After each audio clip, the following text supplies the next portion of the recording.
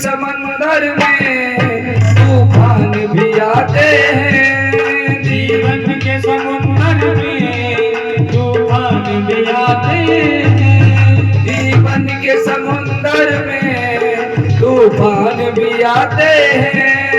जीवन के समुंदर में तूफान भी आते हैं। जो उनको भजते हैं प्रभु आप बचाते हैं। जो उनको भजते हैं प्रभु आप बचाते हैं। जो उनको भजते हैं प्रभु आप बचाते हैं। जो उनको भजते हैं प्रभु आप बचाते हैं। वो आप ही आएंगे, वो आप ही आएंगे। तुम ध्यान किया करना। वो आप ही आएंगे, तुम ध्यान किया करना।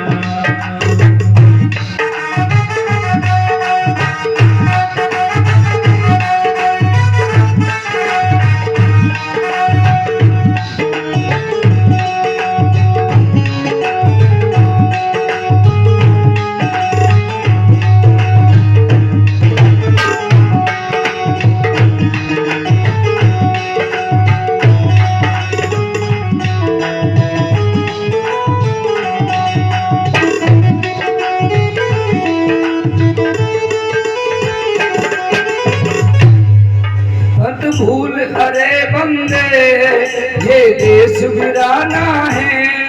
मत भूल अरे बंदे ये देश वीराना है। मत भूल अरे बंदे ये देश वीराना है। मत भूल अरे बंदे ये देश वीराना है। इस जग में आकर के तुझे वापस जाना है। इस जग में आकर के तुझे वापस जाना है। इस जग में आकर के तुझे वापस जाना है। इस जग में आकर के तुझे वापस जाना है। माया के चक्कर से, माया के चक्कर से दिन रात बचा करना। माया के चक्कर से दिन रात बचा करना। संसार के लोगों से आसान किया करना। हर के लोगों से आसान किया करना। हर के लोगों से आसान किया करना। हर के लोगों से आसान किया करना। हर के लोगों से आसान किया करना। बोली बालकृष्ण भगवान की, भागवत महाप्राण की। भगवान के विभिन्न अवतारों में एक अवतार भगवान का मत्स्य अवतार भी है। ये मत्स्य अवतार भगवान ने महाराज सत्यव्रत की महाप्रलय की जब जलराशि हुई, उस जलराशि में महाराज सत्यव्रत को नाव में बिठा करके उनको आत्म तत्व का ज्ञान दिया। एक भगवान का हयग्रीव नाम का जो राक्षस था, जो वेदों को चुरा करके ले गया, उसको मार करके वेदों को वापस लेकर के आए थे।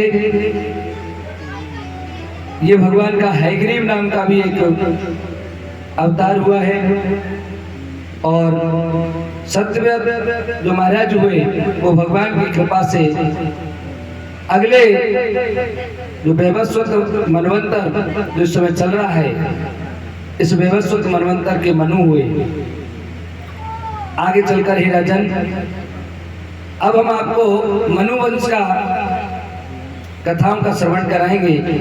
महाराज परीक्षित कहने लगे, गुरुदेव आपने महाराज सत्यव्रत का विवरण तथा मनवंतरों का वर्णन मुझको आपने सुनाया। अब कृपा करके वैवस्वत जो संज्ञा नाम की पत्नी जिससे श्राद्ध देव नाम के मनु हुए, और श्राद्ध देव का दूसरा नाम ही वैवस्वत था, इनके इक्ष्वाकु इत्यादि पुत्र हुए। कृपा करके आप मुझे इनका वर्णन करके सुनाएं। तब कहने लगे कि बेबसुत की पत्नी है श्रद्धा और इनके 10 पुत्र हुए, इक्ष्वाकु, नृग, सर्याति, दिष्ट, धृष्ट, करुष, नरिष्यत और प्रसग, नभग और कवि। ये 10 पुत्र हुए। पहले इनके कोई भी संतान नहीं थी, लेकिन कहते हैं कि गुरु वशिष्ठ ने जब इनको संतानहीन देखा तो मित्रावर उनके यज्ञ करवाया और उसमें केवल दूध पी करके इन्होंने इस व्रत को किया। ये दूध पी करके रहने वाली, व्रत रखने वाली जो श्रद्धा थी, इसलिए होता के पास जाकर के जो यज्ञ कराने वाले गुरु होते हैं उनके पास जाकर के कन्या की इच्छा प्रकट की कि महाराज मुझे पुत्र की नहीं, मुझे कन्या की इच्छा है कि मेरी कन्या हो जाए, बालिका हो। उसके कथनानुसार वसटकार तो होता है पुल्लिंग शब्द, लेकिन उसको उसने वसटकार कर दिया जो स्त्रीलिंग हो जाता है। उच्चारण में गलती होने के कारण, देखिए संस्कृत इतनी सरल भी है उतनी कठिन भी है। अगर एक मात्रा का भी अंतर पड़ गया तो निश्चित मान लो सब गड़बड़ हो जाता है। जैसे सह माने वह पुल्लिंग के लिए लगाया जाता है और सा माने वह स्त्रीलिंग के लिए आता है। इसी प्रकार से वह थोड़ी सी गड़बड़ हो गई। वसटकार पुल्लिंग शब्द था, वो वसटकार की जगह वसटकार कर गई और इससे उनको पुत्री पैदा हुई। महाराज जब गुरु के पास में पहुंचे, कहने लगे महाराज मैंने तो पुत्र का यज्ञ की थी, पुत्र प्राप्त करने के लिए यज्ञ किया था, लेकिन ये मुझे पुत्री क्यों पैदा हुई? गुरु वशिष्ठ कहने लगे कोई बात नहीं है, पुत्री पैदा होगी तो हम अपने तप के बल से इसको पुत्र बना देते हैं। गुरु वशिष्ठ ने उस बालिका को बालक के रूप में परिणित कर दिया, इसका नाम रखा सुधम। और देखो आजकल के लोग कहते हैं ना कि पहले खीर खाने से पुत्र हो जाते थे। पहले जब लिंग का भी निर्धारण हो सकता था, पुत्री ने जन्म लिया और उसको पुत्र बना दिया। क्या आजकल भी संभव है कि नहीं ये बताओ? है। अभी भी बहुत सारे लोग हैं, आपने शायद अखबारों में पढ़ा नहीं है, अभी भी बहुत सारे ऐसे लोग हैं जो पुरुष से स्त्री और स्त्री से पुरुष अभी भी बन रहे हैं, अभी भी उनका लिंग परिवर्तन हो रहा है। आज भी कर लेते, जेंडर परिवर्तन करा लेते हैं, हो रहे हैं अभी। तो आज तो ये जेंडर परिवर्तन जब आज हो सकता है, आज तो अभी विज्ञान कहीं भी नहीं है मेरे हिसाब से। उस जमाने में तुम्हारा विज्ञान बहुत आगे था, तो क्या उस समय सब संभव नहीं था? जिनको विश्वास नहीं है वो ऐसे लोग हैं जिन्होंने कभी वेद वेदांत या ग्रंथों को पढ़ा तो है नहीं, बस उन पर उंगली उठाना सीखा। अगर पढ़े, जाने कि अगर आज ये चीज संभव है तो उस जमाने में भी हो सकती है। आज हमारे शरीर का सबसे व्यस्ततम जो हिस्सा होता है, अंग होता है, वो कौन सा है? हृदय है। हृदय सबसे व्यस्त अंग है। अगर हृदय अपना काम करना 1 मिनट के लिए बंद कर दे तो हमारी राम नाम सत्य हो जाती है।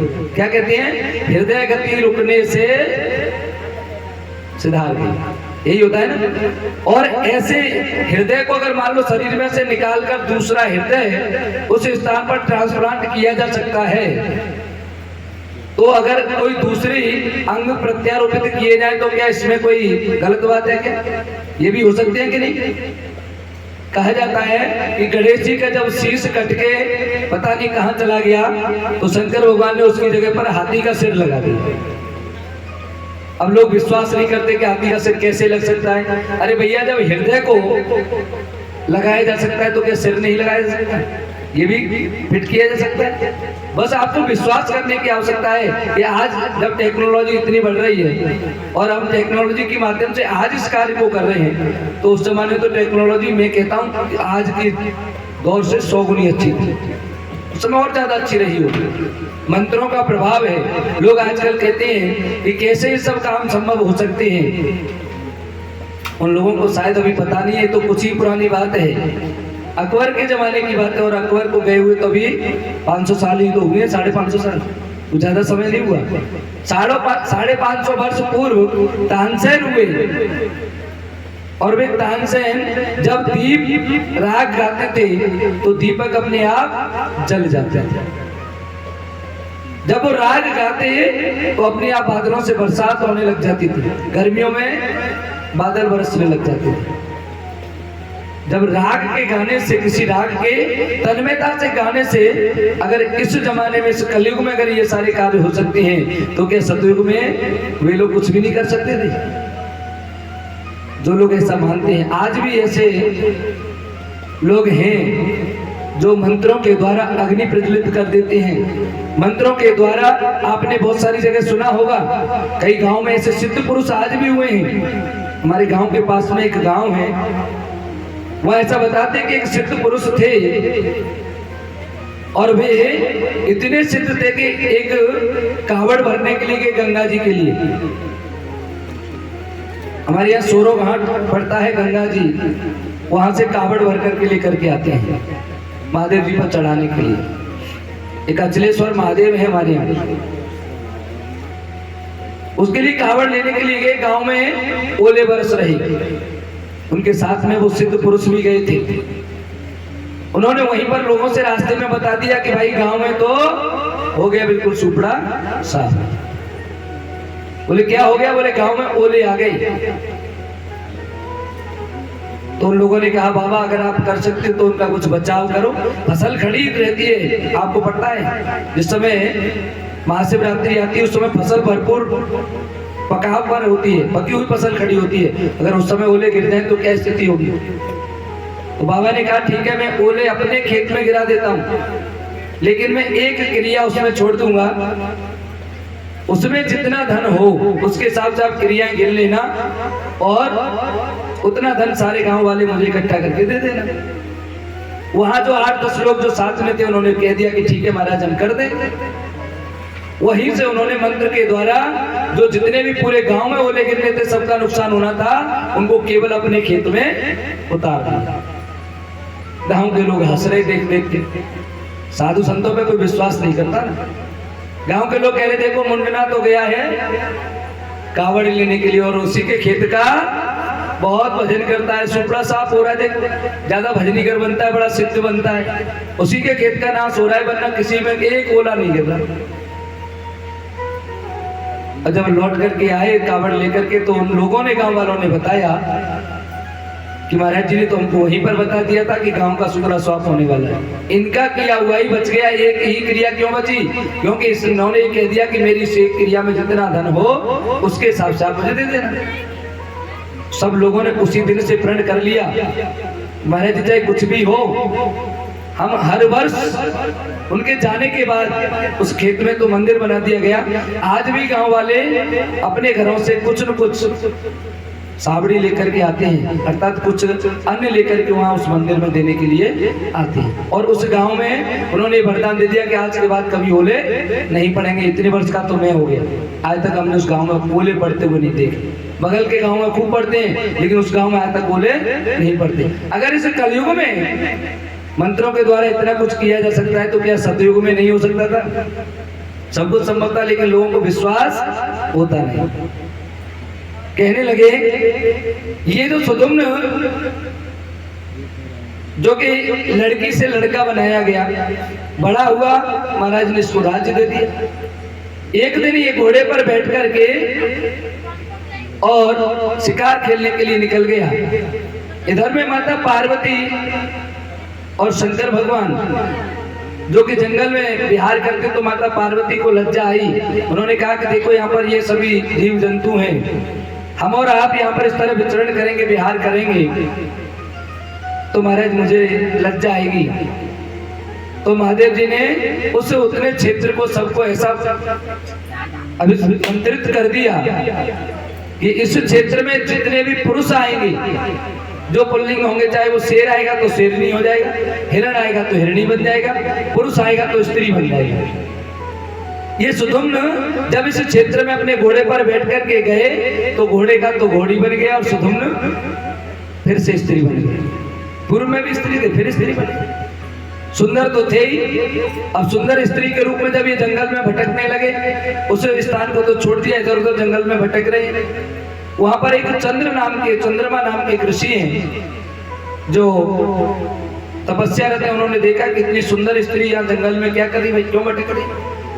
उन्होंने उसको अपने आश्रम में बुला लिया, उनके साथ बहुत समय तक रहे और इनसे बुद्ध नाम का एक पुत्र पैदा हुआ। इस प्रकार जब कई वर्षों के बाद में इनको ध्यान आया कि मैं कहाँ आकर के रमण कर रहा हूँ, मैं तो एक देश का राजा था और मेरी ये स्थिति कैसे हुई। पुनः लौट करके अपने देश में आए और वहां आकर के गुरुजी से कहा कि गुरुदेव आप पुनः मुझको जिस प्रकार से पहले स्त्री में से पुरुष बनाया ऐसे बना दीजिए। गुरु वशिष्ठ कहने लगे देखो बार बार का हमारे बस की बात नहीं है, तब के बल से हम एक बार दो बार काम बदल दें तो ठीक, लेकिन हर बार ऐसा नहीं हो सकता है। आपने एक बार जेंडर चेंज करा लिया, दोबारा से करा लिया, तीसरी बार फिर कह रहे हो, ऐसा हमारे अब बस की बात नहीं। कहते ना ऑपरेशन की भी कोई एक सीमा होती है, एक ही अंग का बार बार ऑपरेशन नहीं हो सकता है, फिर तो अंग को अलग ही करना पड़ेगा शरीर से। जब ज्यादा उन्होंने विनय किया तो गुरु वशिष्ठ ने कहा कि मेरे पे ये अब इतना सामर्थ्य तो नहीं रही कि आपको परमानेंटली पुरुष बना दूं, पर हाँ इतना कर सकता हूं कि आप 1 महीने के लिए स्त्री और 1 महीने के लिए पुरुष बन जाओ। अब ये तो और भी बड़ी दिक्कत हो गई। अब राज करे और राजा 1 महीने के लिए तो स्त्री के रूप में है और दूसरे महीने फिर पुरुष के रूप में हो जाए, तो प्रजा उससे संतुष्ट रहेगी क्या? प्रजा उससे दुखी हो जाएगी। लेकिन महादेव और पार्वती जी का ये देवी भागवत में भी आता है, श्रीमद देवी भागवत में, कि माँ भगवती की कृपा से शंकर भगवान ने भी हाथ खड़े कर दी कि मेरे भी बस की बात नहीं है, मैं भी नहीं इसको अड़ी कर सकता, क्योंकि मेरे ही अभिमंत्रित उस क्षेत्र में आपको ये शरीर प्राप्त हुआ है। लेकिन माँ भगवती अगर चाहें तो वो ऐसा कर सकती हैं। तो माता पार्वती के आशीर्वाद से इनको पुनः अपना वही रूप प्राप्त हुआ। इस प्रकार से इस वंश में आगे चल करके पुत्र हुए नाभाग और नाभाग के पुत्र हुए अम्बरीश। देखिए आज एकादशी है और अम्बरीश महाराज की कथा इसलिए भी महत्वपूर्ण है आज के दिन। आप सबने शायद इनके बारे में थोड़ा बहुत सुन रखा होगा। ये अम्बरीश जी महाराज एकादशी का व्रत करते थे बड़े नियम पूर्वक, और एकादशी व्रत का एक महत्व होता है। इस व्रत का महत्व क्या है? महत्व ये है कि अगर एकादशी दशमी के दिन से प्रारंभ हो रही हो तो हमें दशमी के दिन शाम के वक्त भोजन नहीं करना चाहिए, और एकादशी का व्रत रखें, उसके बाद द्वादशी में पारायण करना चाहिए। अब कई बार द्वादशी जब तक सूर्योदय होता है या सुबह 8 बजे तक है, 7 बजे तक है, इस प्रकार से रहती है, ज्यादा लंबे समय तक नहीं रहती, और हम लोग तो अपने गाँव में व्यस्त रहते हैं, पता ही नहीं हमें कब पारायण करना है। इसी प्रकार से अम्बरीश जी महाराज एकादशी का व्रत किए हैं। इन्होंने ब्राह्मणों को निमंत्रण दिया, द्वादशी के दिन ब्राह्मणों को भोजन कराने के बाद स्वयं पारायण करते हैं। जब ये व्रत का पारायण करने का मन बना रहे थे, इतने में उधर से दुर्वासा ऋषि आ गया, और दुर्वासा ऋषि भगवान शंकर के अंश अवतार हैं, इसलिए सबको पता है कि कितने क्रोधी हैं, बहुत क्रोधी। दुर्वासा ऋषि कहने लगे कि अपने शिष्यों के साथ में हम स्नान करके आ रहे हैं, तभी आप पारायण करोगे। राजा ने कह दिया ठीक है महाराज आप आ जाइए। इधर द्वादशी निकली जा रही है और उधर ब्राह्मण लोग बैठे हैं और संत भगवान आए नहीं। इन्होंने ब्राह्मणों से पूछा कि क्या करना चाहिए, आप बताओ, आप तो वेदों के ज्ञाता हैं, आप तो सब कुछ जानते हैं, आपके वेदों में पुराणों में ऐसा कोई नियम लिखा हो वो बता दो, कुछ किया जा सकता है। बोले हमारा एक है। बोले क्या? बोले आप जल और तुलसी दल, थोड़ा सा जल और तुलसी दल, इन दो को आप ग्रहण कर लीजिए। जल पीने से न तो आपका व्रत टूटा और भगवान के लिए तुलसी दल लेने से आपका पारण भी हो गया, दोनों काम हो जाएंगे। और जब संत आ जाए तो उनको भोजन कराने के बाद आप भोजन पा लेना।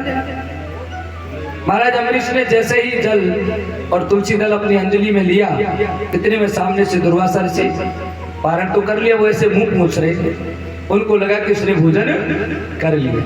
आकर के कहने लगे कि तुमने बिना हमें संतों को ब्राह्मणों को भोजन कराए स्वयं ने पारण कर लिया, आप बहुत दुष्ट हैं, आप नीच हैं, मैं आपको छोड़ूंगा नहीं, आपने हमारा अपमान किया है। और ऐसा कह के उन्होंने कृत्या को प्रकट किया। काली करुटी कृत्या जब पैदा हुई और उनको मारने के लिए दौड़ी, तो देखो भगवान अपने भक्तों पर प्रहार सहन नहीं कर सकते। अगर भगवान आप कुछ कह दीजिए, भगवान पर प्रहार करेंगे तो भगवान उसको सहज स्वीकार कर लेते, कोई बात नहीं है। विष्णु भगवान ने स्वयं, महाराज प्रभु ने जाकर के सीने में लात मारी, उन्होंने पांव को पकड़ के कहा, ब्राह्मण देव, हे संत भगवान, कहीं आपके पैर में चोट तो नहीं लगी? मेरा सीना थोड़ा सख्त है और आपका जो पैर है वो कोमल है, कहीं चोट तो नहीं लगी? उनसे कुछ भी नहीं कहा। लेकिन आज भगवान के भक्त पर अगर कोई प्रहार करता है तो फिर भगवान चुप नहीं बैठते। जैसे ये कृत्या अम्बरीश महाराज को मारने के लिए हुई, उसी समय एकदम भगवान ने अपना चक्र भेज दिया और चक्र ने आकर के उस कृत्या को नष्ट कर दिया। अब तो ये चक्र दुर्वासा ऋषि की ओर बढ़ने लगा और दुर्वासा ऋषि डर के मारे भागते जा रहे हैं। तीनों लोक 14 भवन चारों ओर भाग रहे हैं। और देखो सुदर्शन चक्र से तेज तो नहीं भाग सकते, चाहता तो उनको मार देता, लेकिन मारना नहीं था, केवल उनको ये आभास कराना था कि आप मेरे से कुछ कह दो, भगवान से कुछ कह दो तो कोई दिक्कत नहीं, लेकिन मेरे भक्त पर अगर कोई चोट करता है तो मैं उसे छोड़ता नहीं, उसे दंडित अवश्य करता हूं। पीछे पीछे चक्र चलता जा रहा है सुदर्शन। नारद जी रास्ते में मिले, क्या हुआ प्रभु, कैसे दौड़ते फिर रहे हो? कहने लगे, देवर्षि, मुझे इस सुदर्शन चक्र से बचाइए, ये मुझे मारने के लिए दौड़ रहा है। बोले मारना होता तो कब का मार देता, आप ब्रह्मा जी के पास कुछ मिनट तो ठहरे होंगे। हाँ, तो ये चक्र कहाँ गया? बोले वहीं पास में ही खड़ा रहा, घूमता रहा वहीं पर, लेकिन मारा नहीं। बोले चाहता तो मार सकता कि नहीं? भाई जब शत्रु खड़ा हुआ है तो उसको भागने का मौका कौन देगा? बात तो सही है। महाराज मुझे कैसे इससे निजात मिल सकती है, मुझे कैसे छुटकारा मिले? बोले आपने जिसके लिए दोष किया, जिससे आपने गलती की है, उसी से जाकर के आप उसकी माफी मांगिए, आपको निश्चित रूप से माफ कर दिया जाएगा। दुर्वासा ऋषि लौट करके आए और आकर के त्राहिमाम कहकर महाराज अम्बरीश के चरणों में गिरने को हुए तो ऊपर ही उन्होंने उठा लिया। महाराज आप ये क्या कर रहे हैं, मुझे पाप लगा रहे हैं, मैंने आपके अपराध किया है आपका, इसलिए आप मुझे क्षमा कर दीजिए, वरना ये सुदर्शन चक्र मुझे जलाकर राख कर दे। अम्बरीश महाराज ने जब उनको क्षमा कर दिया, सुदर्शन चक्र लौट करके चला गया। ऐसा एकादशी के व्रत का प्रभाव है। जो वैष्णव लोग इस एकादशी को व्रत रखते हैं, इस व्रत को एकादशी की कथा में आता है, इस व्रत को स्वयं भगवान श्री राम से करने के लिए कहा गुरु वशिष्ठ ने। आप वन में घूमे, माता जानकी के वियोग में आपने न जाने कितना दुख सहा, अगर आपको इससे निवृत्ति पानी है तो आप इस मोहिनी एकादशी का व्रत कीजिए। भगवान राम ने इस व्रत को किया। महाराज युधिष्ठिर ने भी जब पूछा भगवान श्री कृष्ण से तुम्हारे इतने सारे पाप हो गए, क्या करना चाहिए? और ये मोहिनी व्रत या मोहिनी एकादशी के नाम से क्यों जानी जाती है? क्योंकि जब समुद्र मंथन हुआ और उसमें से जब अमृत का कलश निकला, कल भी मैंने आपको बताया था, भगवान का एक अवतार हुआ मोहिनी अवतार। भगवान ने मोहिनी रूप धारण करके विष्णु भगवान ने और देवताओं को अमृत पान कराया।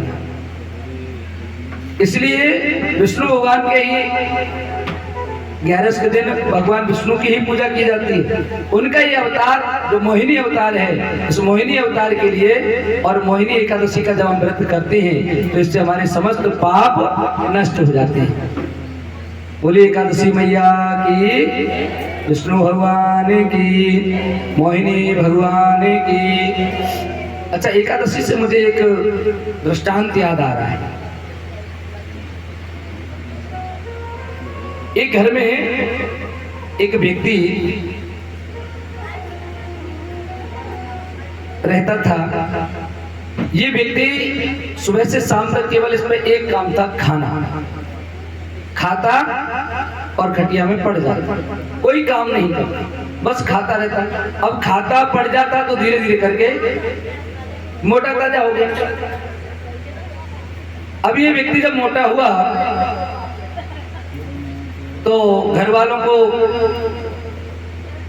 ऐसे व्यक्ति बिल्कुल भी अच्छे नहीं लगते जो घर में काम न करें और केवल खाते रहे। कहते हैं ना, कमाऊ पूत हर किसी को अच्छा लगता है, काम लो सो लाड़े लो, ये कहावत है ना।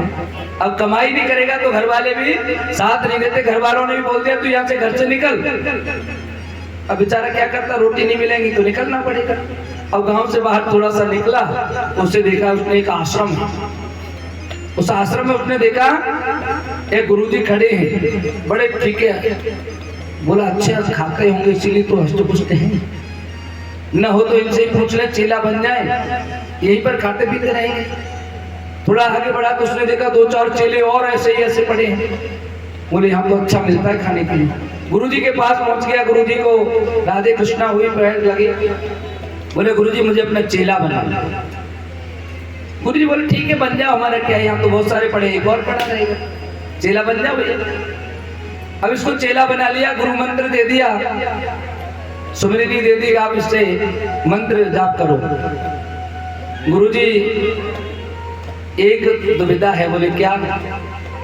गुरुजी वो भोजन की क्या व्यवस्था है? बोले शाम सवेरे पंगत लगती है, आराम से बैठो खाओ। गुरुजी वो एक पंगत में पेट न भरे तो? बोले 2 में खा लो। और 2 में न भरे तो? बोले 3 में खाओ, 4 में खाओ, जब तक पेट न भरे तब तक उठो ही मत, खाओ आराम से। हाँ बोले फिर ठीक है। गुरुजी कुछ काम? बोले कुछ नहीं करना है, शाम सवेरे जब आरती हुआ करेगी तो बस आकर के सीताराम सीताराम ताली बजाओ और खाओ पियो मस्त। हाँ बोले इतना तो कर ले। अब उस बेचारे को क्या पता था कि मंदिरों की क्या व्यवस्थाएं होती हैं। कुछ समय व्यतीत हुआ, 2, 4, 6, 10 दिन बाद एकादशी आ गई। सुबह और दिन तो सुबह 4 बजे उठना, मंदिर की साफ सफाई करना, बर्तन भांडे खटपट होने लग जाती, रसोई में भी रसोइये लोग अपना खाना पीना बनाना प्रारंभ कर देते। लेकिन आज एकादशी किसी ने कोई रोडबाटी नहीं, कहीं भी कोई कुछ हो ही नहीं। उसने उठ करके पूछा क्यों भाई आज कुछ बना नहीं रहे हो? बोले आज कुछ नहीं बनेगा, आज तो एकादशी है। बोले ये क्या होती है? बोले इसमें व्रत करना पड़ता है, खाने को कुछ नहीं मिलता, व्रत करना पड़ेगा।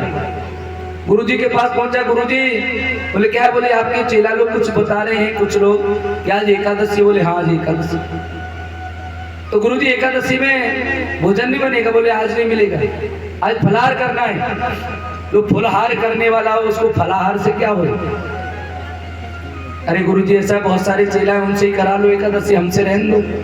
नहीं नहीं आप वैष्णव हो गए हो, आपको तो एकादशी करनी ही पड़ेगी। गुरुजी अगर आपने एकादशी करा दी तो हमें द्वादशी तो देख ही नहीं पाएंगे। गुरुजी कहने लगे ये और आप बोले एक काम करना, मंदिर में तो भोजन बनेगा नहीं, तुम अपने आप बना के खा सकते हो, अब भूखा मरता क्या नहीं करता?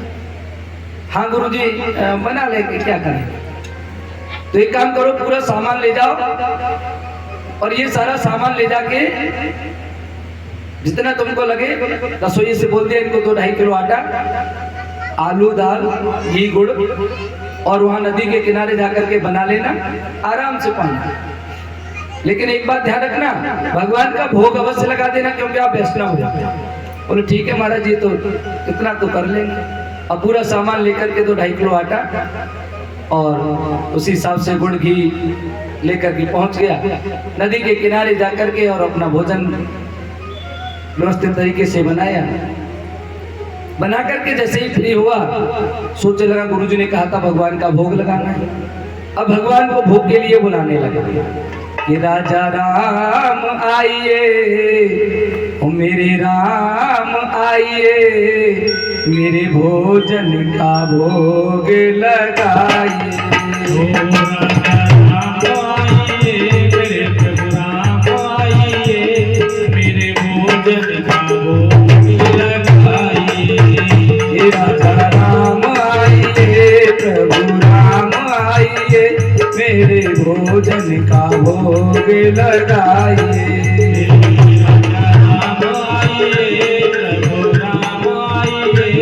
मेरे भोजन का भोग लगाइए।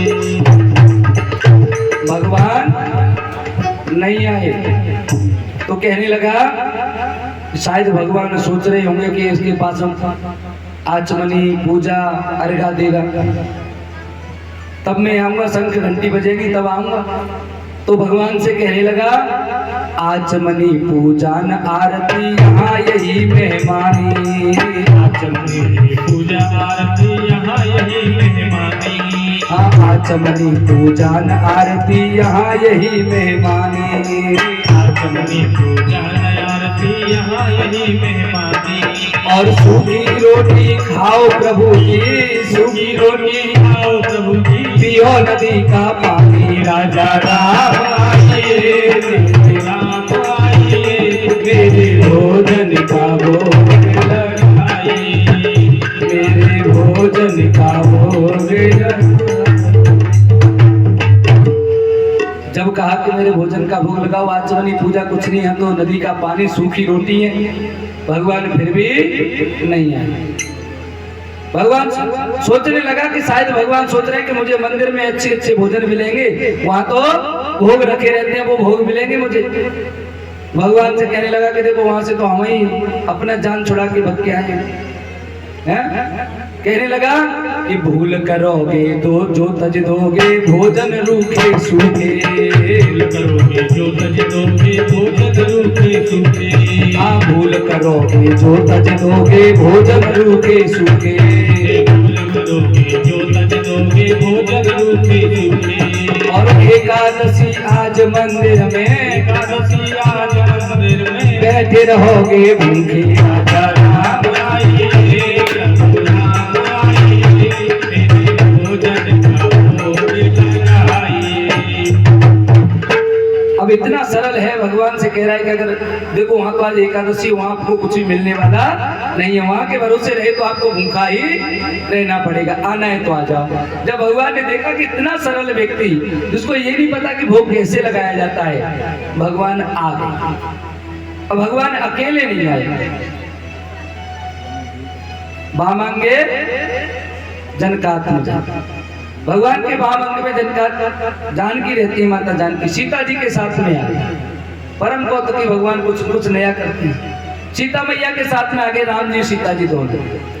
अब उनको देख रहा है, कभी यूं और कभी भोजन की तरफ, कभी भगवान की तरफ देखता है, कभी भोजन की तरफ। भगवान कहने लगे क्या हुआ? अरे बोले कि हुआ कुछ नहीं महाराज, आप आगे बस, आप बहुत अच्छे लग रहे हैं, सुंदर बहुत हैं, बैठो। भगवान ने कहा नहीं बताओ कुछ। नहीं महाराज कोई बात नहीं, आप बैठो। हम तो सोच रहे एक ही भगवान आएंगे, दो आ गए।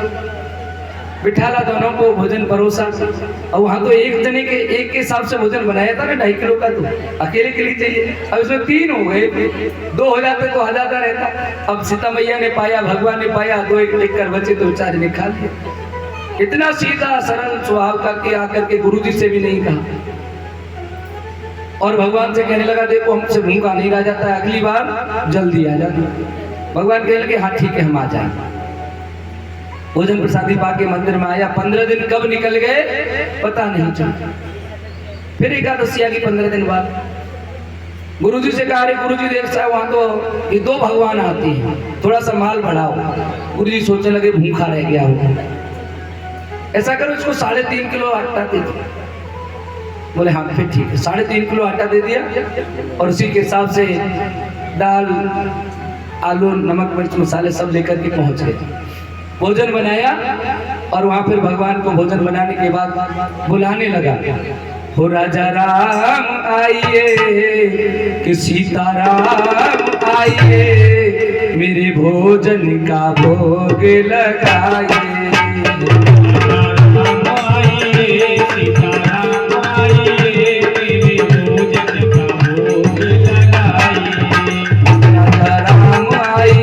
सीताराम आइए, मेरे भोजन का भोग लगाइए। और जैसे इसने कहा कि भोजन का भोग लगाओ तो भगवान परम कौतुकी हैं। अभी भी फिर अकेले नहीं आए, सीता जी के साथ ही नहीं आए। वाम भाग जनकात्मजा और लखन दाहिनी और दाएं और लखन भगवान लक्ष्मण जी खड़े हुए, तीनों आकर के। अब फिर देख रहा है, कभी भगवान की तरफ देखे, कभी इधर देखे, कभी भोजन की तरफ देखे, कभी भगवान की तरफ। भगवान कहने लगे क्या हुआ? बोले हुआ कुछ नहीं, पर ये बताओ ये कौन है? बोले हमारे भैया हैं, लक्ष्मण भैया। अच्छा भैया हैं, लगते तो नहीं। बोले क्यों? न तो आपसे देखो रंग मिलता है, न स्वभाव, इनके चेहरे पे थोड़ी सी गुस्सा है। आप कह रहे हो भैया है? अरे बोले हाँ भैया है। उधर लखन लाल सोच रहे हैं देखो कैसे भक्त के पास लाए, आते से हमारी बेइज्जती कर रहा है।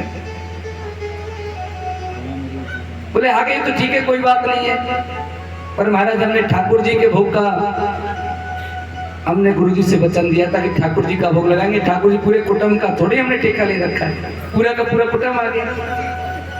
अब आ गए तो बैठो। अब बिठाला, भोजन परोसा, भगवान ने बड़े प्रेम से भोजन पाया। इसने भी जो बच गया तो पा लिया। कहने लगा कि महाराज ये बताओ अगली बार आओगे तो मुझे ये तो विश्वास है कि आप आओगे, पर ये बताओ कितने लोग आए? भगवान बोले हम आ जाएंगे, आप चिंता मत करो। नहीं आप पहले बताओ कितने आओगे, हम उससे वैसा ही इंतजाम करें। भगवान बोले हम आ जाएंगे आप चिंता मत करो। ठीक है भगवान नहीं बता रहे तो आ जाना। अब गया गुरु जी के पास, 15 दिन फिर निकल गए, फिर 11 साल। गुरु से कहने लगे गुरु जी वहां तो बहुत भगवान आते हैं। गुरु जी कहने लगे कि इतना खा तो नहीं सकता, इतना खा तो नहीं सकता। एक काम करो, इसको 11 किलो आटा दे और उसी हिसाब से पूरा अन्य सामान दे दो। सारा सामान लिया, 11 किलो आटा कट्टा भर करके लेकर के मुंह बांध के लेकर के आ गया। गुरुजी सोचने लगे कि ये खाता तो नहीं होगा, कहीं बेचता होगा, चलो एक काम करें अपनी बार इसका पता लगाना, बेचता तो नहीं। पीछे से गुरुजी चल दिए उसको देखते देखते। इसने जाकर के और जो पेड़ का चबूतरा बना हुआ था वहां जाकर के इकट्ठा तो रख दिया सामान को, और सोचने लगा एक काम करो आज पहले बुला ही लो, पता चल जाएगा कितने आएंगे उस हिसाब से बना लेंगे, पहले बुला लो। तो बुलाने लगा भगवान को वहां पर कि राजा राम आइए, ओ सीताराम आइए, कि लक्ष्मण राम आइए, मेरे भोजन का भोग लगाइए।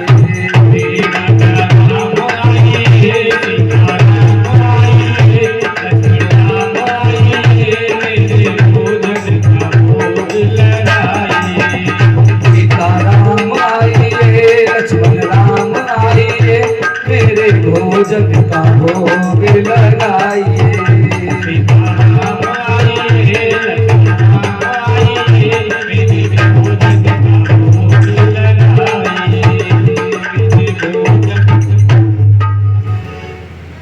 अब तो जैसे ही भगवान ने जब करुण पुकार सुनी, जैसे ही प्रभु ने सुनी और भक्त की करुण पुकार, तभी वहां पर प्रकट हुआ पूरा राम दरबार। बोले रामचंद्र भगवान की। भरत शत्रुघ्न लक्ष्मण राम सीता जी हनुमान जी महाराज पूरा राम दरबार आ गया। अब देखे आज तो भगवान तुमने कमाल ही कर दी। हमें पता था, इसीलिए हमने पहले ही, भगवान कहने लगे लाओ प्रसादी का है, बोले हमने बनाया ही नहीं। हमें पता था फिर नहीं मानोगे, फिर गड़बड़ करोगे, इसलिए आज हमने बनाया ही नहीं। बोले क्यों नहीं बनाया? बोले जब कुछ मिलना ही नहीं है तो बना के क्या करें। प्रथम दिवस जब मैंने भोजन बनाया और सीता मैया साथ देख में पेट न अपनो भर पाए। दूसरी बार आए भाई पर भाई, और आज भी भूखा रहूं दे तो मुझे ऐसे ही दिखा। मुझे ऐसा लग रहा है मैं आज भी भूखा ही रहूंगा, और जब महाराज मिल लो ना है तो मैं क्यों बनाऊं, आप बनाए लो खाए लो, ये रखो। भगवान कहने लगे ये अच्छी बात। कहने लगा भगवान से कि भोजन हमसे नहीं बनत बनाए। क्यों नहीं बनते? कि तुम नहीं तजत सुभान आपनी हम केते समझाए। भोजन हम सो नहीं बनत बनाए। और नर नारी की चलत कहा एक बंदर हूँ संग लाए। भोजन हमसे नहीं बनत बनाए। महाराज अब तक तो केवल नर नारी आ रहे तो कोई बात नहीं, अब तो तुम बंदर ने लेके आए। और जो बंदर के सब ऐसे बंदर और इनको सबको लाएंगे बंदर भालू के लिए मैं कहाँ से पैदा करूंगा महाराज, मेरे बस की बात नहीं, आप बनाओ। अब भगवान श्री राम ने कह दिया सीता जी से संभालो अपनी रसोई। सीता मैया अपनी रसोई संभाल ली। विश्व भरण पोषण कर जोई, विश्व भरण पोषण कर जोई, विश्व भरण पोषण कर जोई।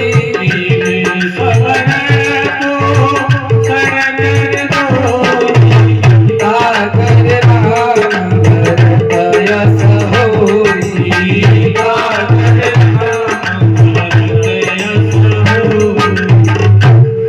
भरत जी महाराज जो विश्व का भरण पोषण करने वाले हैं वो आ गए। और इधर लखन लाल वन से लकड़ियां लाने लगे। लखन लाल को लगा दिया कि आप चुन करके लकड़ियां लेके आओ। शत्रुघ्न भी सब्जी अमनिया बनाने लगे। शत्रुघ्न बैठ गए सब्जी को अमनिया करने के लिए। और हनुमान जी क्या कर रहे हैं? पहुंचते हैं पूंछ से हनुमत चौका को। हनुमान जी अपनी पूंछ से चौका लगा रहे, झाड़ू तो है क्या, चौका लगा रहे हैं। अब तो यहाँ पर आठों सिद्धि नवो निधियां सब यहाँ पर आ गई। मैया जानकी जहाँ आ जाए तो आठों सिद्धि नवो निधि। वैसे भी हनुमान जी महाराज को भी वरदान है, आपको 9 निधियां 8 सिद्धियां आपके अंडर में रहेंगी। हनुमान जी ने उनको जैसे ही चुटकी बजाई सब आ गए, अपना अपना काम सब करने लगे। और ये बेटा आंख बंद करके, भगवान ने पूछा भैया आंख क्यों बंद किए हो? बोले जब मिलन हो ही ना है और जब खानो ही ना है तो ऐसी चीजें बनती हुई देख भी तो नहीं सकते, हम देखे भी क्यों, इसलिए मैं आंखें बंद करके बैठे। अब तो जब भगवान ने पूरा भोजन बन करके तैयार हो गया तो वहां पर जैसे खुशबू आई ना, तो वहां जो अन्य रूप में जब साधु संत लोग सब वहां चिल्ला रहे हैं मैया थोड़ा सा प्रसाद हमें भी चाहिए, हमें भी चाहिए, तो उसने देखा कितनी भीड़ भाड़, जैसे आंख खोल के देखी अरे भैया यहाँ तो हजारों साधु संत हैं। बोला थोड़ा बहुत बच जाता तो अब ये नहीं छूटे, अब ना मिलना कुछ। इधर गुरु जी देख रहे हैं कि पता नहीं हाथ पैर फेंक रहा है और ऐसे चुपचाप बैठा है, कट्टा बंधा रखा है, ये कर क्या रहा है? गुरु जी आए निकल के वहां से, क्यों रे क्या कर रहा है? भोजन नहीं बनाया आज? अरे गुरु जी क्या बताऊं, आप खूब आगे देखो, आपने कितने सारे भगवान मेरे पीछे लगा दिए। बोले यहाँ तो बहुत भगवान है। बोले कहाँ है भगवान? हमें तो कोई नहीं दिख रहा। अब और माथा पीट लिया, मेरे को दिख रहे हैं, गुरु जी को दिखना है। अब गुरु जी पक्का मानेंगे तो झूठा है। भगवान से कहा भगवान इनको दिख जाओ। बोले इन्हें नहीं दिखेंगे। बोले क्यों? बोले क्योंकि इनको ज्ञान का अहंकार है, ये ज्ञानी है और हम ज्ञानी को नहीं दिखते, हम सरल व्यक्ति को दिखते हैं। आप सरल हो। बोले आप नहीं दिखोगे तो समझ लो गुरु जी अब हमें नहीं छोड़ेंगे। बोले दिख जाएंगे, चिंता मत।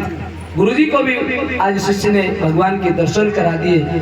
आज गुरुजी अपने आप को धन्य समझने लगे हैं। सरल जो व्यक्ति होते हैं ना, भगवान सरलता पर रीझते हैं, भगवान सरलता पर रीझ जाते हैं, लेकिन न तो ज्ञान से रीझते हैं, न आपके अन्य किसी उपालंबों से भगवान रीझते हैं। तो ऐसे होते हैं भगवान। और सरल का मतलब क्या होता है? स से सीता, र से राम और ल से लक्ष्मण, ये होता है सरल। जो सीता राम और लक्ष्मण को भजता है वो निश्चित रूप से उनको ही पा जाता है। बोले रामचंद्र भगवान की। इस प्रकार से श्री सुखदेव जी महाराज कहने लगे, क्षुवतास्तु मनोर्जज्ञे इक्ष्वाकुर्वृणतः सुत तस्य पुत्र सतश्चेष्टा विकुक्षिनिमि दंडका। हे राजन, मनु के पुत्र हुए इक्ष्वाकु, और एक बार मनु महाराज को छींक आई। छींकते समय उनके नाक से जो पुत्र पैदा हुआ उसे कहते हैं इक्ष्वाकु। छींक आने के कारण पुत्र हुआ, इसलिए इक्ष्वाकु नाम दिया गया। इक्ष्वाकु के 100 पुत्र हुए, जिनमें विकुक्ष, निमि, दंडक, ये 3 प्रमुख हैं। बाकी के नाम अगर लेने के लिए सबके नाम बैठ जाए ना तो सुबह से शाम हो जाएगी और 7 दिन केवल इनके नाम लेने में निकल जाएंगे। इसलिए जो मुख्य मुख्य हैं उनके नाम दर्श वर्ष करते हुए आगे बढ़ते हैं।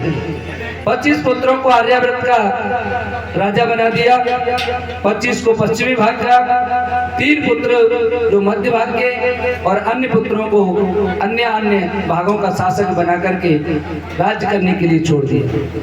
एक दिन इक्ष्वाकु महाराज ने विकुक्ष को श्राद्ध के लिए और कुछ प्रसादी लेने के लिए जंगल के लिए भेजा। जब वो जंगल से लौट कर के आए, उनको भूख लग रही थी, इसलिए उन्होंने उनमें से, उस प्रसादी में से कुछ पा लिया। झूठा हो गया। गुरु ने अपनी दिव्य दृष्टि से देख लिया, ये तो सामान झूठा है। गुरु ने जब कहा इसका भोग नहीं लगा सकते हम श्राद्ध में, क्योंकि ये झूठा है, तो इक्ष्वाकु महाराज ने इसको अपने देश से निकाल दिया। इनका नाम पीछे जो विकुक्ष हैं उनको ससाद नाम से भी जाना जाता है, पुरंजय के नाम से जाना जाता है। इंद्र इनकी सवारी बने। इंद्र ने स्वयं जब दैत्यों के साथ में इन्होंने युद्ध किया, तब इंद्र ने देखा कि इनका घोड़ा रथ टूट चुका है, घोड़ा घायल हो गया, तो ये स्वयं अपने कंधे पर बिठा करके उसने युद्ध के लिए इनको ले गया। इसलिए इनको इंद्रवाह के नाम से भी जाना जाता है और ककुत्स के नाम से भी इनको जाना जाता है। इस प्रकार इस कुल में आगे चल करके मानधाता हुए पुरकुत्स के साथ में नागों ने अपनी बहन नर्मदा का विवाह किया, और नर्मदा ने अपने भाइयों की प्रेरणा से पुरकुत्स को पाताल लोक में ले गई। वहां नागों को सताने वाले जितने भी जो गंधर्व थे उन सब गंधर्वों का विनाश कर दिया इन्होंने, क्योंकि ये स्वयं साक्षात विष्णु भगवान के अवतार हैं। नागों ने इनको वरदान दे दिया कि जो भी आपका नाम स्मरण करेगा निश्चित रूप से कोई भी नाग उनको नहीं सताएगा, सर्पों का भय उसको नहीं सताएगा। एक छोटा सा नाम पुरकुत्स, केवल इतना नाम लेकर के अगर सुबह आप घर से निकलो तो नागों का भय हमको नहीं रहता। केवल नाम लेना है, कोई माला नहीं जपनी है। क्या नाम है? पुरकुत्स, है ना। और एक और हुए जिनका नाम है जर्तकालु। एक और ऋषि हुए जिनका नाम है आस्तिक, जिन्होंने सर्पों को बचाया। अगर इन तीनों नामों में से किसी भी नाम को लेकर के, आस्तिक नाम सही है ना, ये आसानी से आ सकता है। आस्तिक नाम लेकर के आप घर से निकल जाओ, आपको किसी प्रकार के किसी सर्प का कोई भय नहीं होगा, ये मेरी गारंटी है। अगर कोई व्यक्ति, जैसे कहते हैं ना कि काला जो सर्प होता है सांप, उससे किसी को मान लो किसी प्रकार से कहीं दबाव में आ गया, आपका हाथ पैर कुछ पड़ गया, कहते हैं ढका हो जाना, है ना, उससे थोड़ा सा छू जाना, कहते हैं ये पैर ले लेते हैं। इस बात का मैं जीता जागता प्रमाण बैठा हूँ। मैंने अपने मोबाइल में से मेमोरी खाली करने के लिए वो वीडियो हटा दी। इतना बड़ा सर्प हो और उसके ऊपर मेरा पैर पड़ गया, सर्प लौट करके ऐसे आया, मैं वीडियो बनाता हुआ चल रहा था, ऐसे आया, लेकिन उसने मेरे को कोई हानि नहीं पहुंचाई, क्योंकि मैं प्रतिदिन जब घर से निकलता हूं तो इनके नाम लेकर के निकलता हूं। कैसा भी सर्प हो, कितना भी भयंकर हो, केवल आप इनका नाम लेते रहोगे ना तो कुछ भी हो जाए आप पर प्रहार नहीं कर सकता है वो सर्प। इसलिए आस्तिक नाम तो आप ले ही सकते हो, इससे सर्पों का भय नहीं रहता। इन मानदाता के आगे चलकर के पुत्र हुए सगर। सगर क्या है? जो गर कहते हैं जहर को। जिस पुत्र का जन्म जहर के साथ में हुआ हो उसे कहते हैं सगर। सुखदेव जी महाराज कहने लगे, रोहित का चंपक, चमके सुदेव, विजय, भरूक, व्रत, बाहुक ये हुए। बाहुक का राज शत्रुओं ने छीन लिया। रानियों के साथ ये वन में गए, वहीं पर इनका देहांत हो गया। बड़ी रानी सती हो रही थी, महर्षि और इन्होंने देखा कि ये रानी तो गर्भवती है। उन्होंने उससे मना कर दिया कि आप इनके साथ सती मत होइए। जब अन्य रानियों को पता लगा कि ये रानी गर्भवती है, उन्होंने भोजन में विष मिलाकर के उसको दे दिया। ये रानी भगवान की बहुत बड़ी भक्त थी।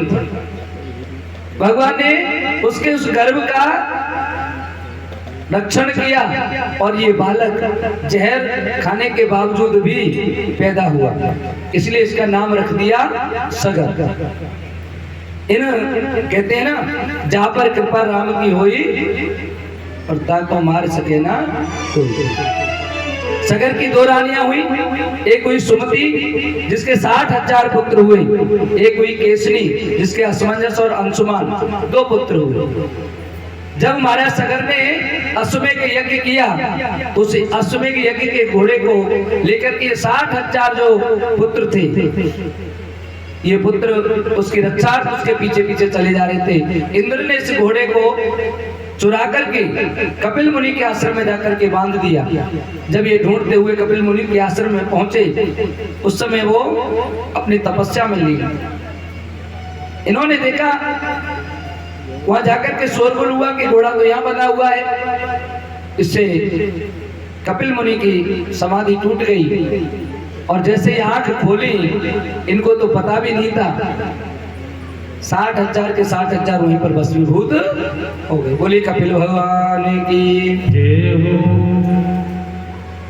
अब तो अंशुमान को जब पता चला कि वहां घोड़ा बंधा हुआ है और मेरे भाई वहां पर जल करके नष्ट हो गए, ये आए, इन्होंने आकर के पूछा, गुरुदेव इनकी मुक्ति का कोई उपाय बताओ। तो कहा कि जब ब्रह्मा जी के कमंडल से निकल करके गंगा आएगी इस धराधाम पर, उनका स्पर्श, उनके जल का स्पर्श पाकर के इन सबका उद्धार हो सकता है।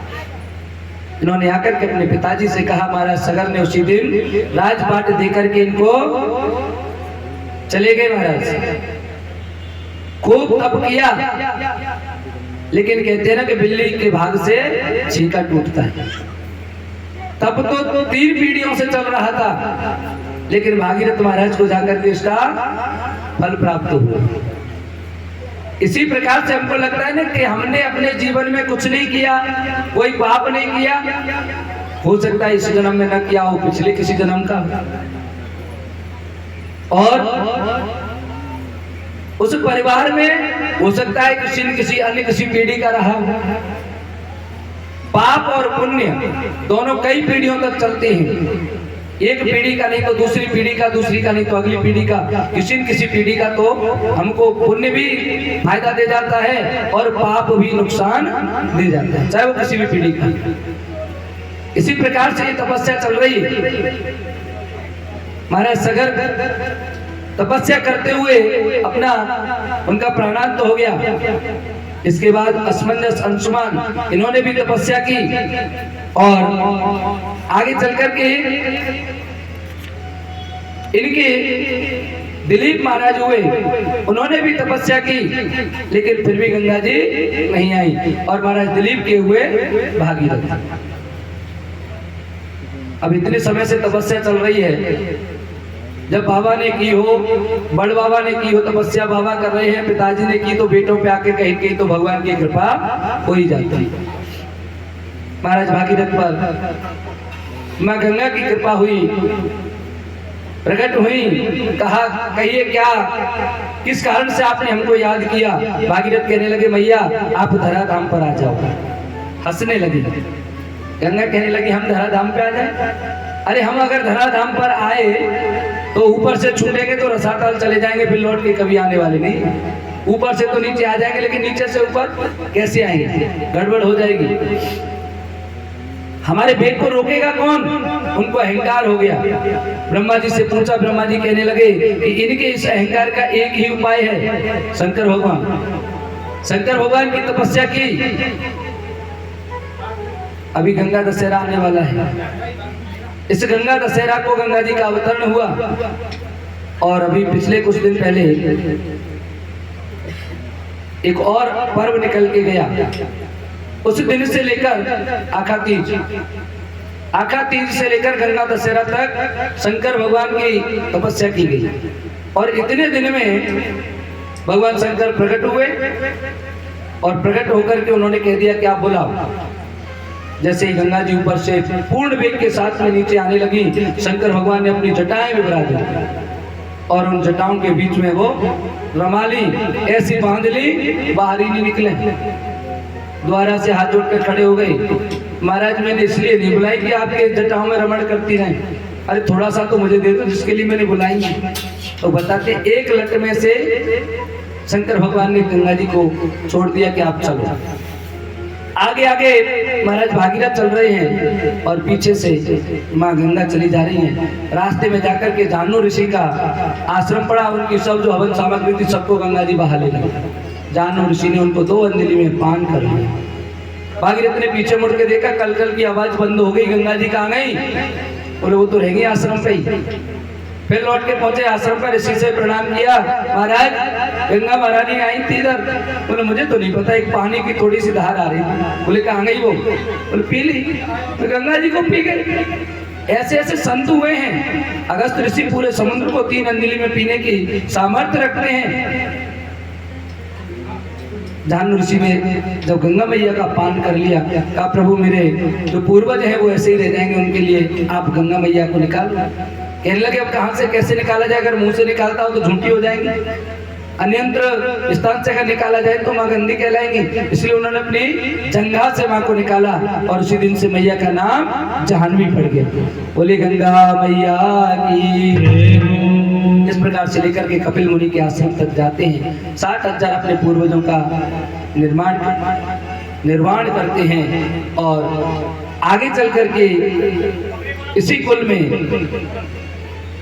श्री सुखदेव जी महाराज कहते हैं कि हे राजन, खट्वांग हुए महाराज और खट्वांग देवताओं के साथ में युद्ध करने गए, उनको परास्त किया, वरदान मांगा, कहा कि मेरी आयु कितनी शेष रह गई है? कहा केवल 2 घड़ी आपकी आयु शेष रह गई है। तो महाराज 2 घड़ी में उन्होंने अपने आप को वासुदेव के चरणों में लीन कर दिया। केवल अगर व्यक्ति को थोड़ा सा समय मिल जाए, उस समय का सदुपयोग कर ले, तो निश्चित रूप से हमको भगवान की प्राप्ति हो सकती है। लेकिन हम लोग क्या कहते हैं, वैसे कहा जाता है सत्संग के लिए कि 1 घड़ी आधी घड़ी और आधी में पूरी आधी। अगर थोड़ी सी भी आधी से भी आधी घड़ी अगर सत्संग की मिल जाए तो भी हमारा उद्धार हो जाता है।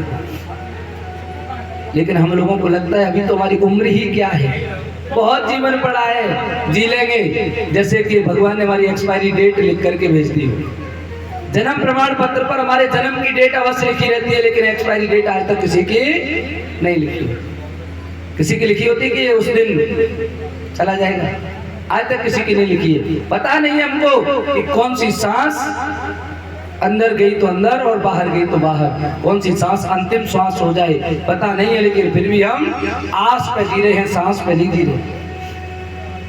अगली साल ऐसा करेंगे, 2 साल बाद ऐसा कर लेंगे, 10 साल बाद ऐसा कर लेंगे, और पता नहीं है कल पल की, और बात कर रहे हैं कल की। बिगड़ी मेरी श्याम बिगड़ी मेरी दाता बिगड़ी मेरी श्याम बिगड़ी मेरी दाता बिगड़ी मेरे श्याम सालों में सरदार बना दो बिगड़ी मेरे श्याम सालों में सरदार बना दो बिगड़ी मेरी श्याम बिगड़ी मेरी दाता बिगड़ी मेरी श्याम बिगड़ी मेरी दाता बिगड़ी मेरे श्याम सालों में सरदार बना दो बिगड़ी मेरे श्याम सालों में सरदार बना दो बिगड़ी मेरी।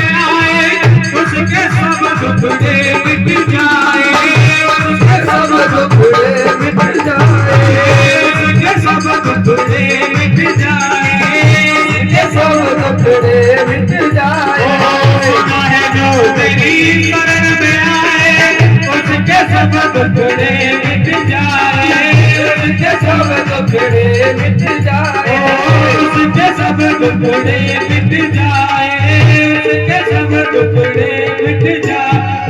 ओ इससे लग से क्यों नहीं प्यार, दो बिगड़ी मेरे श्याम फलों में सरकार बना दो बिगड़ी मेरे श्याम फलों में सरकार बना दो बिगड़ी मेरी। ओ बिगड़ी मेरी श्याम बिगड़ी मेरी माता बिगड़ी मेरी, बिगड़ी मेरी श्याम बिगड़ी मेरी माता बिगड़ी मेरी। मेरे श्याम फलों में सरकार बना दो बिगड़ी मेरी, मेरे श्याम फलों में सरकार बना दो बिगड़ी मेरी, मेरे श्याम फलों में सरकार बना दो बिगड़ी मेरी, मेरे श्याम फलों में सरकार बना दो बिगड़ी मेरी, मेरे श्याम फलों में सरकार बना दो बिगड़ी। बोली बात कृष्ण भगवान की देव जय जय श्री राधे। आज कहने लगे श्री सुखदेव जी महाराज, हे राजन, खट्वांग दीर्घ बाहुश्च रघो तस्मात् पथो श्रवा अजस्ततो महाराज तस्मात् दशरथो भवतः। खट्वांग के महाराज रघु दीर्घवायु हुए, दीर्घवायु के रघु, और रघु के हुए अज, और अज के हुए महाराज दशरथ। इस प्रकार से ये सूर्य वंश का मैंने आपको वर्णन करके सुनाया। महाराज दशरथ इस सूर्य वंश के सबसे प्रतापी राजा, हालांकि पहले भी कोई कम नहीं रहे, एक से एक बढ़कर के राजा हुए, लेकिन महाराज दशरथ को इसलिए प्रतापी भी माना जाता है और भाग्यशाली माना जाता है क्योंकि जिनके घर में स्वयं भगवान प्रकट हुए हों, ऐसे राजा का भाग्य। तो कहते हैं ना कि राम राम सब ही कहें और दशरथ कहे न कोई, एक बार दशरथ कहे कोटि यज्ञ सम। बोले दशरथ जी महाराज की। इसलिए बेटे के नाम को दुनिया जानती है, बाप का नाम कोई नहीं देता। लेकिन बाप न होता तो बेटा आता क्या? भाई मेहनत तो उनकी थी ना, तपस्या तो उनकी थी, भगवान को तो आने के लिए मजबूर होना पड़ा। महाराज दशरथ पूर्व जन्म में जब मनु और शत्रुपा थे तब इन्होंने घोर तपस्या की। बरोसराज नृपै तब दीना। इन्होंने जब सोचा कि हमारा पूरा जीवन ऐसे ही निकल गया, तब इन्होंने अपने पुत्र को राज देकर के और वन में जाकर के तपस्या की, और तपस्या भी ऐसी की। इनके पास में भगवान कई बार आए, कहा कि वरदान मांग लो, लेकिन इन्होंने अपनी आंखें तक नहीं खोली। इनका शरीर बिल्कुल जर्जर हो चुका था। तब अंतिम जब समय आया, भगवान ने स्वयं आकर के और आकाशवाणी हुई कि आप आंखें खोलें, आपके सामने स्वयं हरि पधारे हैं। भगवान विष्णु जब इनके सामने आए तो कहा कि आप क्या चाहते हो? मनु महाराज ने कह दिया कि महाराज हम आपसे एक ही वरदान चाहते हैं कि आप हमारे यहाँ आपके जैसा पुत्र पैदा हो, सुंदर, आपके जैसा गुणवान, आपके जैसा सुंदर, आप जैसा पुत्र पैदा हो। तो भगवान कहने लगे कि आप सरस कहाँ खोजो जाइए, अपने जैसा मैं दूसरा कहाँ जाकर के खोजता फिरूंगा, कहाँ ढूंढता फिरूंगा, इसलिए मैं ही तुम्हारा पुत्र बन करके आ जाऊंगा। इसलिए भगवान को विवश होकर के आना पड़ा। जब शत्रुपा जी से पूछा गया कि आप क्या चाहती हो, बोले जो वर चतुर नृप कहे मांगा है, जो वरदान राजा ने मांगा है और पति की जो इच्छा है उससे अलग मैं कैसे हो सकती हूँ, मेरा भी यही है। आप मेरे गोद में आकर के बालक के रूप में महाराज खेले, मैं वो आनंद पाना चाहती हूँ। नहीं तो लोग कहते हैं कि अगर भगवान से कह दिया जाए कि मुझे मोक्ष चाहिए तो मोक्ष मिल जाता। इंसान मोक्ष के लिए लगा है क्या? सगुन उपासक मोक्ष न लहें। जो सगुन उपासक होते हैं उनको मोक्ष की कोई आवश्यकता नहीं होती। हनुमान जी महाराज से जाते समय भगवान श्री राम ने पूछा, हनुमान अब तो आप ही चलो हमारे धाम को। बोले महाराज आपके धाम को चले तो सही, पर ये बताओ वहां क्या है। बोले क्या है, क्या है मतलब? वहां हम होंगे? बोले महाराज आप तो होंगे पर आपकी कथा होंगी। बोले कथा वथा वहां नहीं होती, वहां तो बस हम ही होते, कथा नहीं होती। बोले महाराज फिर हम नहीं जाएंगे। बोले क्यों? क्योंकि जहां आपकी कथा नहीं वहां हम नहीं। आपकी कथा यत्र यत्र रघुनाथ कीर्तनम, जहां जहां भगवान का, भगवान श्री राम का कीर्तन होता है, बाष्पवार परिपूर्ण लोचनम। हनुमान जी कैसे आते हैं? जिस प्रकार से हमारी आंख में पानी दिखाई नहीं देता लेकिन होता है, हमारी आंखों में जल दिखाई नहीं देता लेकिन होता है, हवा में जल होता है। पढ़े लिखे हैं सब लोग। हवा में जल होता है, जल वाष्प होती है, लेकिन दिखता है क्या हमको? ठीक उसी प्रकार से हनुमान जी महाराज हमको दिखाई नहीं देते, लेकिन जिस स्थान पर भगवान का कीर्तन हो रहा होता है, जिस स्थान पर भगवान का नाम लिया जाता है, कथाएं होती हैं, वह हनुमान जी किसी न किसी रूप में अवश्य विराजमान होते हैं। महाराज जब तक आपकी जहां कथा नहीं होंगी हम नहीं जाएंगे, क्योंकि वो सगुन उपासक हैं, भगवान के सगुन रूप को प्राप्त करने चाहते थे, नाम में बड़ा विश्वास रखते हैं। इसीलिए हनुमान जी महाराज से जब पूछा कि आप क्यों नहीं जाना चाहते, बोले महाराज जहां आप नहीं होते वहां आपका नाम काम करता है। बोले आप हमारे बिना रह लोगे? बोले हाँ।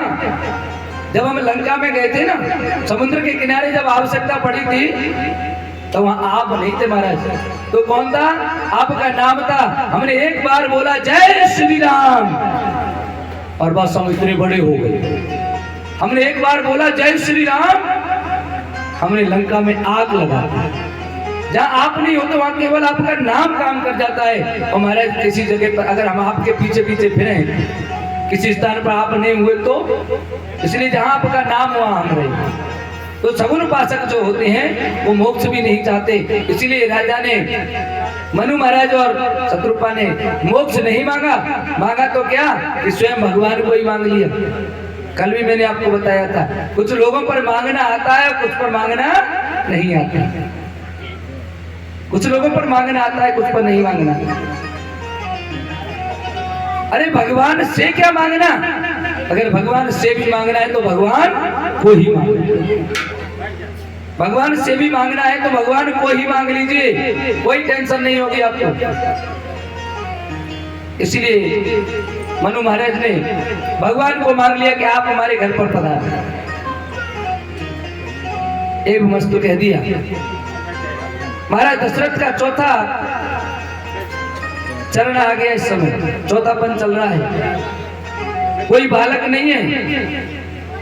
तुलसीकृत जो रामायण है, रामचरितमानस, उसमें महाराज दशरथ की केवल 3 पत्नियां बताई गई हैं। आनंद रामायण में 303 बताई गई हैं और अन्य में तो और भी बहुत सारी बताई गई। अन्य कई रामायण है, अन्य रामायण में अन्य प्रकार से उसका दिया है, लेकिन 3 ही मान लें। ये 3 रानियां, वैसे तो कुछ संत जन कहते हैं कि ये वेद की ऋचाएं हैं तीनों, और महाराज दशरथ वो स्वयं वेद स्वरूप हैं। इनके यहाँ पर जब चौथापन आ गया, कोई पुत्र नहीं है, मन में बड़ी गिलानी हुई, तो एक बार गुरु जी के पास जाने का मन बना कि एक बार भूपति मन माही, एक बार भूपति मन माही, एक बार भूपति मन माही, एक बार भूपति मन माही, भैगलाने मोरे सुत आई,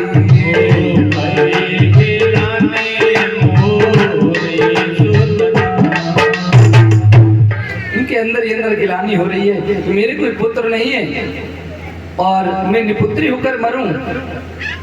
ये अच्छी बात नहीं है। इसलिए इन्होंने, जब हमको कोई शंका होती है तो हमारी शंका को दूर कौन करता है? गुरु। इसीलिए तो गुरु की आवश्यकता होती है। संसार में जिसके पास गुरु नहीं है, समझ लीजिए उसके पास कुछ भी नहीं है।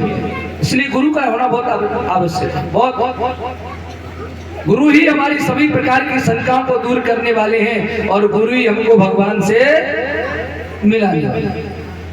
इसलिए राजन सीधे पहुंचे गुरु जी के हैं कि गुरु गृह गया तुरंत मही पाला, गुरु गृह गया तुरंत मही पाला, गुरु गृह गया तुरंत मही पाला, गुरु गृह गया तुरंत मही पाला,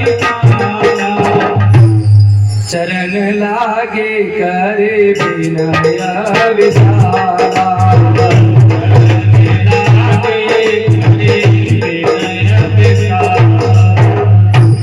गुरु जी के चरण स्पर्श किए और जाकर के गुरु जी ने कहा आओ। आते तो रोज ही थे, रोज गुरु के दर्शन के लिए जाते थे, लेकिन आज कुछ स्पेशल है। और गुरु ने भी देखा कि दशरथ जी के चेहरे की कुछ भाग अलग है। व्यक्ति जब हमारे सामने आता है ना तो उसके चेहरे से पता चल जाता है कि कौन व्यक्ति दुखी है और कौन सुखी है, कौन हर्षित है कौन दुखी, उसके चेहरे से पता लगा लेते हैं। और गुरु वशिष्ठ जैसा गुरु, उन्होंने तुरंत भांप लिया, राजन किस लिए आए हैं? आए बिठाला सादर, आओ महाराज बिराजिए, कहिए। जैसे गुरुजी ने उनसे पूछा, निज दुख सुख सब गुरु ही सुनाए। अपना सुख दुख सब कुछ सुनाया गुरुजी को। गुरुजी मैं इस बात को लेकर दुखी हूँ, बाकी सब सुख है, आनंद है, कोई दिक्कत नहीं है। गुरु वशिष्ठ ने उनको बहुत प्रकार से समझाया, राजन चिंता मत करो, निश्चित रूप से आपको सब कुछ प्राप्त होगा जो आप चाह रहे हैं। और गुरु वशिष्ठ महाराज दशरथ से कहने लगे कि धराओ धीरा होयई सुतचारी, त्रिभुवन विदित भगत भयहारी। हे राजन, आप अपने मन में धीरज करो। आप मेरे पास चौथेपन में आए हो तो मैं भी आपको ये वरदान दे देता हूं कि आपको 4 ही पुत्र होंगे, और वो भी ऐसे वैसे नहीं, त्रिभुवन विदित, पूरा संसार, तीनों लोग उनको जानेंगे, तीनों संसारों में उनका यश होगा, और इस संसार का भय दूर करने वाले ऐसे पुत्र होंगे आपको। और तब इस कार्य के लिए कुछ तो गुरु को करना पड़ता है ना उपाय। तभी गुरुजी ने महाराज दशरथ के दामाद हैं श्रृंगी ऋषि, इनकी एक पुत्री थी, जिस पुत्री को दूसरे राजा ने गोद ले लिया था और इनका विवाह श्रृंगी ऋषि के साथ हुआ, इसीलिए भी इनको इनका दामाद माना जाता है। ये शांता, ये महाराज दशरथ की पुत्री हैं। उन श्रृंगी ऋषि को आह्वान किया गया कि श्रृंगी ऋषि वशिष्ठ बुलावा, श्रृंगी ऋषि वशिष्ठ बुलावा, श्रृंगी ऋषि वशिष्ठ बुलावा, श्रृंगी ऋषि वशिष्ठ बुलावा, पुत्र काम शुभ यज्ञ करावा, पुत्र काम शुभ दिन श्रृंगी ऋषि को बुलाया, पुत्र कामेष्टि यज्ञ का आयोजन किया गया।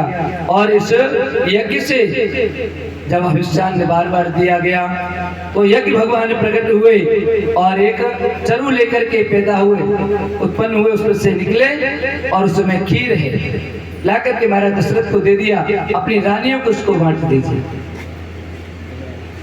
दोनों का आधा आधा भाग किया, अर्ध भाग कौशल्या ही दीना, पहले आधा भाग कौशल्या जी को दे दिया गया और जो आधा भाग बचा उसका आधा आधा करके पुनः आधा किया, सुमित्रा और कैकेयी को दे दिया। लेकिन बताते हैं कि माता सुमित्रा के हाथ से उस दोने को, जो खीर का दोना था, कोई चील ने झपट्टा मारा और वो उसको लेकर के उड़ गई। ये आंजनेय पर्वत पर जाकर के गिरा, जिसको मां अंजनी ने ग्रहण कर लिया, जिससे हनुमान जी महाराज पैदा हुए। ऐसा देवी भागवत का ही प्रमाण है। इधर अब आधा हिस्सा गया और उस आधे में से पुनः आधा कर दे तो कैके के पास में बहुत कम रह जाए। लेकिन फिर भी जैसे ही कैके अपने में से आधा कर ली, देखो ये प्रेम है। तीनों रानियां एक ही पति की पत्नियां हैं, सौतन हैं आपस में, लेकिन प्रेम कितना है, मेरे पुत्र होगा मेरी बहन रह जाएगी, बहन जैसा प्रेम है। आजकल तो कहती सौते मरम दे जाके ना है तो अच्छी बात है, अच्छी यही होता है ना। हाँ? कुछ औरतें ऐसी होती हैं जो अपने अगर कोई पुत्र ना हुआ या कोई मान लो संतान नहीं हुई तो अपने पति से कह देती है कि आप अपने वंश को बढ़ाने के लिए दूसरी शादी कर लीजिए। और कई ऐसी होती है अगर पति स्वयं आगे रह करके कहे कि मैं शादी कर लूं क्या, मैं क्या मर गई हूं क्या, लेकिन शादी नहीं करने देगी, चाहे पूरा जीवन बीत जाए, नहीं हो तो नहीं हो, बच्चे कोई दिक्कत नहीं। दोनों प्रकार की औरतें होती। इसी प्रकार से उन्होंने जब कैकेयी ने अपने में से आधा हिस्सा सुमित्रा को दिया तो कौशल्या भी सोचने लगी कि मेरे इसका तो मेरे पास से आधा और उसका आधा पहले जा चुका है, उसमें से भी दे रही है तो मुझे भी अपने में से कुछ हिस्सा दे देना चाहिए। तो कौशल्या जी ने भी अपनी खीर में से थोड़ा सा हिस्सा सुमित्रा को दे दिया। अच्छा, जब हम किसी ऐसी जड़ वस्तु को बांटते हैं ना तो उस समय हमको पता नहीं रहता, उनको तो लग रहा था कि थोड़ा थोड़ा देके इनके पास बराबर हो जाएगा, उनको थोड़ी मालूम था कि आधा करने पर इनका एक बालक ही पूरा अलग हो गया। माँ कौशल्या ने अपनी खीर का पान किया, उन्होंने अपने अपनी खीर का पान किया और इस प्रकार से कुछ समय व्यतीत हुआ। जब 9 मास का व्यतीत हो गया समय, और समय चैत्र मास है, नवमी तिथि है कि नवमी तिथि मधु मास पुनीता, नवमी तिथि मधु मास पुनीता, नवमी तिथि मधु मास पुनीता, नवमी तिथि मधु मास पुनीता, शुक्ल पक्ष अभिजित हरि प्रीता,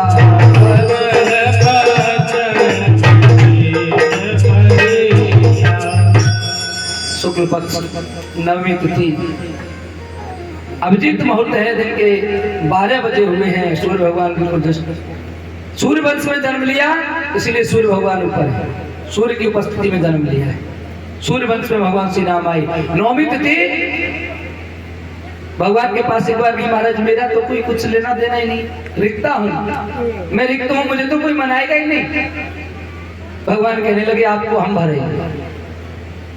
सब तिथियों का कोई कोई कारण है, लेकिन ये रिक्ता तिथि भगवान ने कहा हम आप में जन्म लेंगे। नौवीं तिथि को भगवान का जन्म हुआ और आज भगवान मध्य दिवस है, न ज्यादा धूप पड़ रही है जैसे आज का मौसम हो रहा है, न ज्यादा घाम, धूप भी नहीं है, न ज्यादा शीत, ठंडक भी नहीं है इतनी आज जैसा ही, क्योंकि आज ही तो उनका जन्म हो रहा है हमारे यहाँ पे, तो आज भी भगवान ने वैसा ही मौसम बना दिया है। इसे ही तो कहते हैं भगवान की लीला है?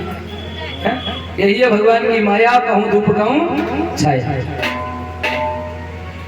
बिल्कुल ऐसा मौसम, पावन लोग चारों तरफ सभी लोग अपना विश्राम कर रहे हैं और ऐसे समय पर भगवान श्री राम भई प्रगट कृपाला दीन दयाला कौशल्या हितकारी हर्षित मेहतारी मुन मनहारी अद्वित रूप निहारी। भगवान प्रकट हुए और प्रकट हुए तो खूब बड़े हैं, चतुर्भुज रूप है, मैया के सामने आगे शंख चक्र गदा पद्म इत्यादि उनके हाथों में, चारों हाथों में लगे हुए हैं। जैसे ही प्रकट हुए मैया पहले तो बड़ी हर्षित हुई कि भगवान के दर्शन हो गए और अचानक से कहने लगे, भगवान कहने लगे लो मैया मैं आ गया। तो मैया कहने लगे आप तो भगवान हो, सब जानते हैं, हमने आपसे वरदान क्या मांगा? बोले आपने वरदान मांगा था कि पुत्र हो, तो महाराज पुत्र बनो ना, बेटा बन के आओ, बाप बन के मत आओ, ये तो बाप का रूप है आपका, है? बेटा बनो। तो बोले हम आज तक किसी के बेटे बने ही नहीं, हमने जन्म लिया ही नहीं आज तक, कैसे बने? हमें क्या पता कैसे होते हैं? तो मैया ने जब कहा आप बालक से रूप में हो जाओ, छोटे बच्चे बन जाओ। अब छोटे बच्चे बन गए पर हाथ चार। मैया कहने लगी ऐसे तो कोई भी डर जाएगा, ये दो हाथ खत्म करो। भगवान ने दो हाथ भी गायब कर दिए। सुन बचन सुजाना रोदन ठाना, होय बालक सुर भूपा। बोली रामचंद्र भगवान की जय। जैसे ही बालक के रोने की आवाज आई, वैसे ही चारों तरफ खुशियां हो गई। दशरथ जी के पास में जाकर के सब लोग कहने लगे महाराज बधाई हो, आपके पुत्र हुए। और थोड़ी देर बाद, ज्यादा समय का टाइम नहीं रहा है, ज्यादा छोटे बड़ा ही नहीं है, 4 बजे भरत जी का, उसके बाद लक्ष्मण जी का, उसके बाद शत्रुघ्न जी का, एक साथ 4, क्योंकि एक ही दिन का तो गर्भाधान है, लेकिन बस समय का थोड़ा फर्क पड़ा और थोड़ी थोड़ी देर बाद उनके जन्म हो गए। बस इतनी सी छोटा बड़ा, ये बाकी तो सब एक साथ, सबका जन्म कर्म सब एक साथ हो रहा है। आज भगवान ने जन्म हुआ कि विप्रधेनु सुर संतहिता और लीन मनुज अवतार, निज इच्छा निर्मित तनो माया गुण गोपाल। भगवान अपनी इच्छा से प्रकट होते हैं, अपनी इच्छा से जैसा चाहते हैं वैसा अपना शरीर धारण करते हैं। ऐसे भगवान श्री राम हैं और अवध में आज बधाई गव रही है। भगवान के राम का अवतार हुआ तो कम से कम 1-2 बधाई तो बनती है। कृष्ण जन्म की तो बधाइयां खूब गाएंगे ही सही, पर राम के जन्म की 1-2 बधाई तो बनती है। हाँ भैया। ओ जन्मे हैं चारों भैया, अवध में बाजे बधैया। जन्मे चारों भैया, अवध में बाजे बधैया। जन्मे हैं चारों भैया, अवध में बाजे बधैया। चारों भैया, अवध में बाजे बधैया। बाजे बधैया, बाजे बधैया, बाजे बधैया, बाजे बधैया, बाजे बधैया, बाजे बधैया।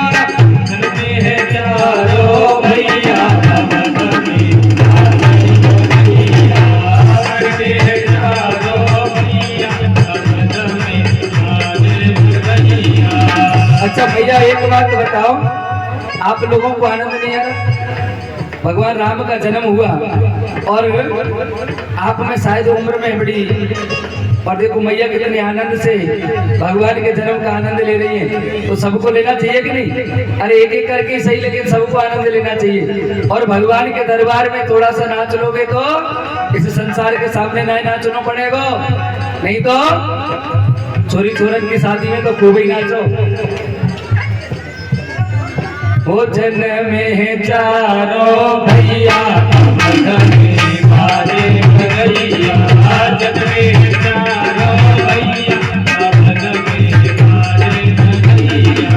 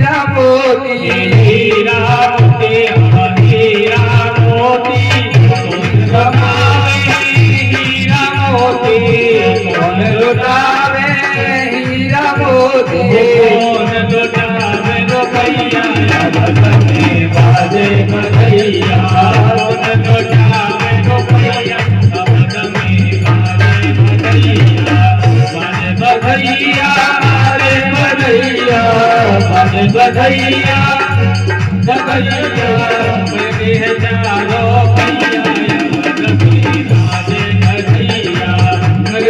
चारों भैया यवन में बाजे बधैया।